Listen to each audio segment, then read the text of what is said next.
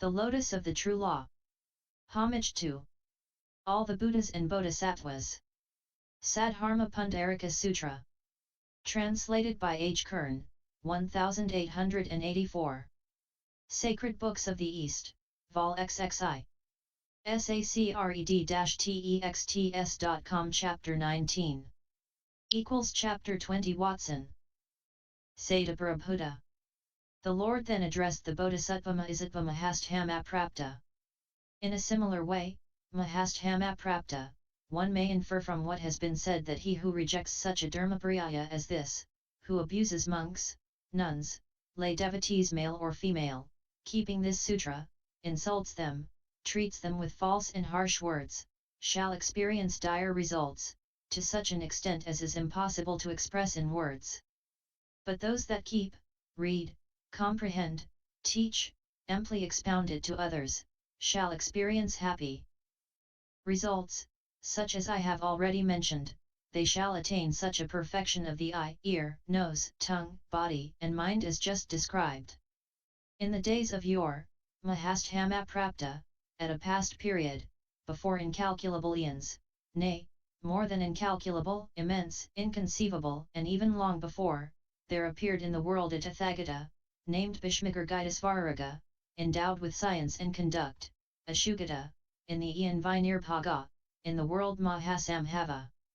Now, Mahasthamaprapta, that Lord Bhishmagargaitasvaraga, the Tathagata, in that world Vinirpaga, showed the law in the presence of the world, including gods, men, and demons, the law containing the Four Noble Truths and starting from the chain of causes and efforts, tending to overcome birth, decrepitude, sickness, death, sorrow, lamentation, woe, grief, despondency, and finally leading to nirvana.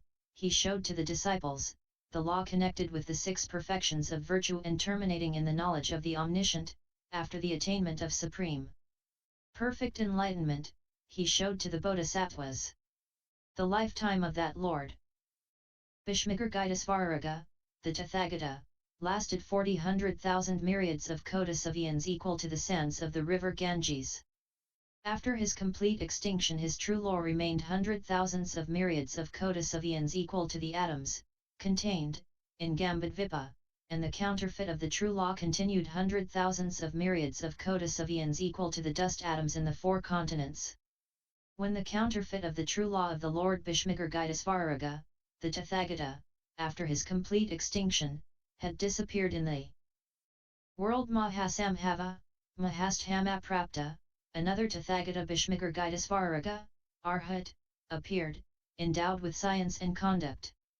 So in succession, Mahasthamaprapta, there arose in that world Mahasambhava 20,000 myriads of kotis of Tathagatas, called Bhishmagargaitasvaraga. At the time, Mahasthamaprapta, after the complete extinction of the first Tathagata amongst all those of the name of Bhishmagargaitasvaraga, Tathagata, endowed with science and conduct, when his true law had disappeared and the counterfeit of the true law was fading, when the reign of the law was being oppressed by proud monks, there was a monk, a Bodhisattva Mahasattva, called Sadaparibhûta. For what reason, Mahasthamaprapta, was that Bodhisattva Mahasattva called Sadaparibhûta? It was, Mahasthamaprapta, because that Bodhisattva Mahasattva was in the habit of exclaiming to every monk or nun, male or female lay devotee, while approaching them, I do not contemn you, worthies. You deserve no contempt, for you all observe the course of duty of Bodhisattvas and are to become Tath.agatas. In this way, Mahasthamaprapta, that Bodhisattva Mahasattva, when a monk, did not teach nor study, the only thing he did was, whenever he descried from afar a monk or nun, a male or female lay devotee, to approach them and exclaim, I do not contemn you, sisters.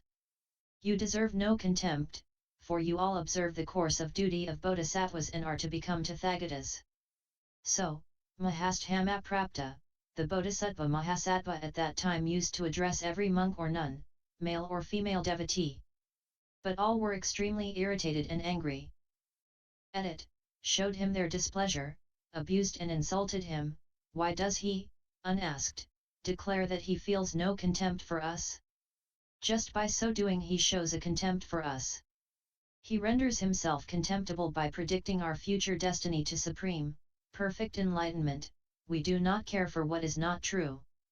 Many years, Mahasthamaprapta, went on during which that Bodhisattva Mahasattva was being abused, but he was not angry at anybody, nor felt malignity, and to those who, when he addressed them in the said manner, cast a clod or stick at him, he loudly exclaimed from afar, "I do not contemn you." Those monks and nuns, male and female lay devotees, being always and ever addressed by him in that phrase, gave him the name of Sadaparibhuta. Under those circumstances, Mahasthamaprapta, the Bodhisattva Mahasattva Sadaparibhuta happened to hear this Dharmapariyaya of the lotus of the true law when the end of his life was impending, and the moment of dying drawing near. It was the Lord Bhishmagargidasvaraga, the Tathagata, who expounded this Dharmapariyaya in 20 times. 20,100,000 myriads of kotis of stanzas, which the Bodhisattva Mahasattva Sadaparibhuta heard from a voice in the sky, when the time of his death was near at hand. On hearing that voice from the sky, without there appearing a person speaking, he grasped this Dharmapariyaya and obtained the perfections already mentioned, the perfection of sight, hearing, smell, taste, body, and mind. With the attainment of these perfections he at the same time made a vow to prolong his life for 20,100,000 myriads of kotis of years, and promulgated this Dharmapariyaya of the lotus of the true law.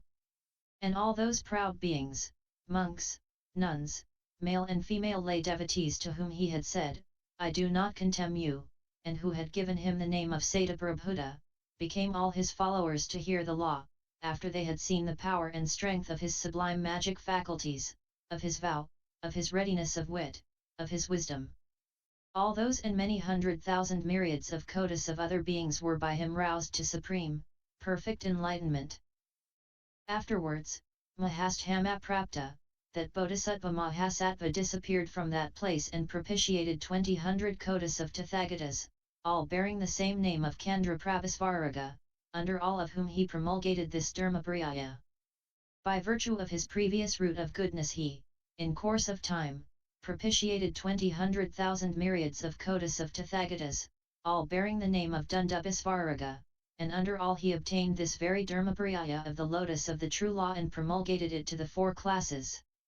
By virtue of his previous root of goodness he again, in course of time, propitiated 20,100,000 myriads of kotis of Tathagatas, all bearing the name of Mahasvaraga, and under all he obtained this very Dharmapariyaya of the lotus of the true law and promulgated it to the 4 classes. And under all of them he was possessed of the aforementioned perfectness of sight, hearing, smell, taste, body, and mind. Now, Mahasthamaprapta, that Bodhisattva Mahasattva Sadaparibhuta, after having honored, respected, esteemed, worshipped, venerated, revered so many 100,000 myriads of kotis of Tathagatas, and after having acted in the same way towards many 100,000 myriads of kotis of other Buddhas, obtained under all of them this very Dharmapariyaya of the lotus of the true law, and owing to his former root of goodness having come to full development, gained supreme, perfect enlightenment.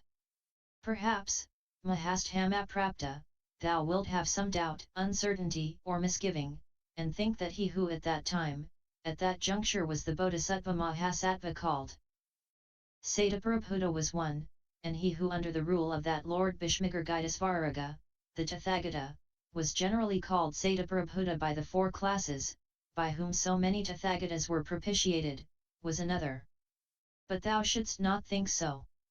For it is myself who at that time, at that juncture was the Bodhisattva Mahasattva Sadaparibhuta.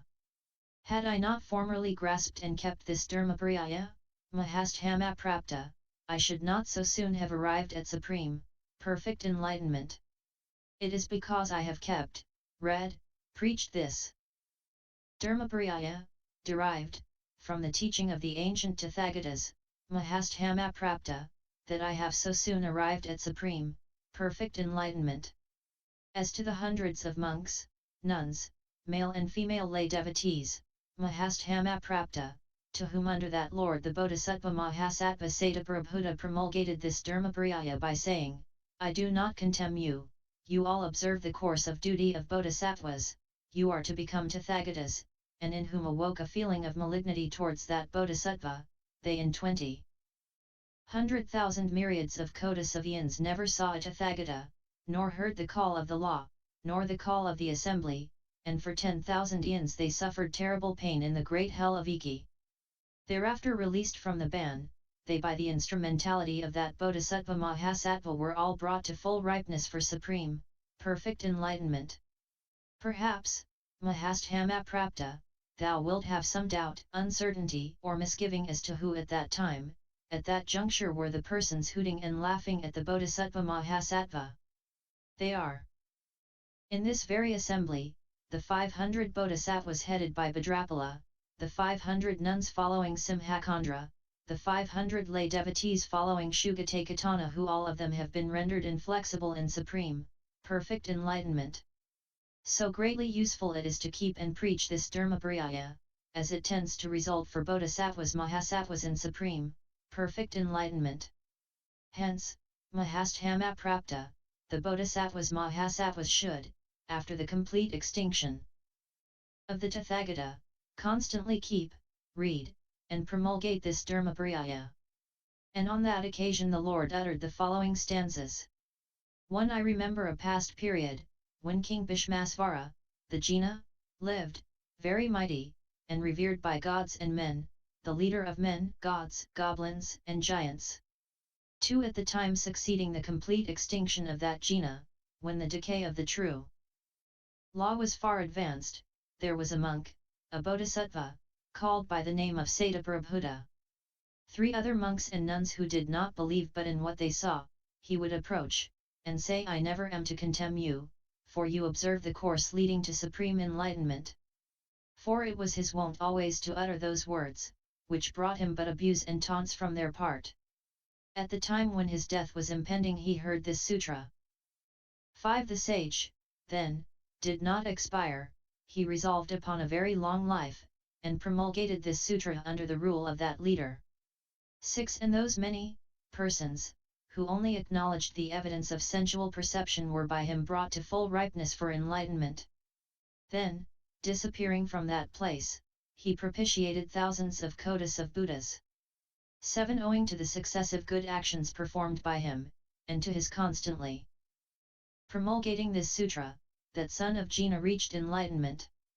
That bodhisattva then is myself, Sakyamuni. 8 And those persons who only believed in perception by the senses, those monks, nuns, male and female lay devotees who by the sage were admonished of enlightenment. 9 And who have seen many kotis of Buddhas, are the monks here before me no less than 500 nuns, and female lay devotees. 10 All of them have been by me brought to complete ripeness, and after my extinction they will all, full of wisdom, keep this sutra. 11 Not once in many, inconceivably many kotis of eons has such a sutra as this been heard. There are, indeed, hundreds of kotis of Buddhas, but they do not elucidate this sutra. 12 Therefore let one who has heard this law exposed by the self-born himself, and who has repeatedly propitiated him, promulgate this sutra after my extinction in this world. End LSX 19.